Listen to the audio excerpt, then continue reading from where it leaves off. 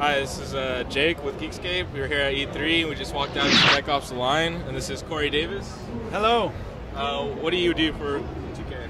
Actually, I work for Jaeger in Berlin. I'm the lead designer on Spec Ops The Line. What do you enjoy doing most about Spec Ops? Actually, you know, I love shooter games. I've always worked on shooter games. They're my favorite thing in the whole world, probably. But this one's kind of unique. What we do is we take a third-person military shooter and we put our focus on a very dark and mature narrative. So we go on a journey with a squad of Delta Force operators as they go into Dubai, which takes place in the near future after it's been ravaged by cataclysmic sandstorms. And so sand has filled the streets of Dubai, and it gives us a lot of opportunities to tell this story and also for gameplay.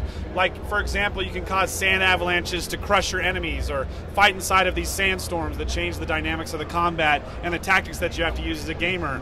On top of that, we put the player into a lot of situations where he's got to make decisions that affect the lives of his squad mates, which are integral to the plot points in the game, and also the civilians and characters that he meets in Dubai.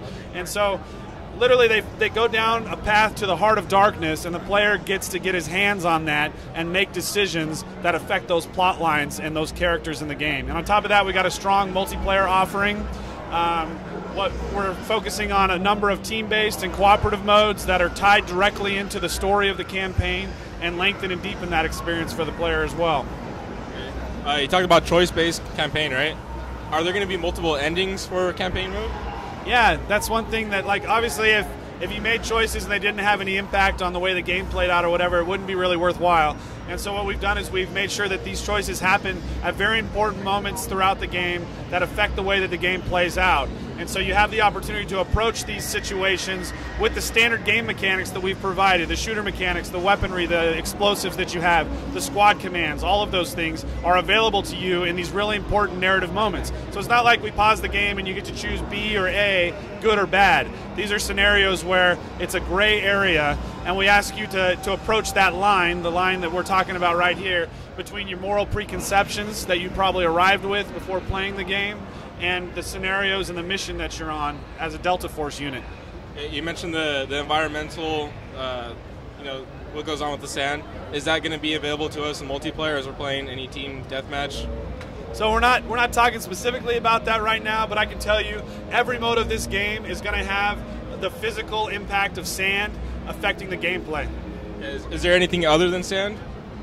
Well, anything other than, there's plenty of things other than sand. For example, we have this amazing setting, which is, it's a real world setting, but it's also an architectural playground with all of these iconic buildings and these fantastic and amazing projects that are going on there. And like I said, it takes place in the near future, so you may have heard of some of these projects that are coming up in Dubai, and these things you're actually fighting within these amazing projects that are there.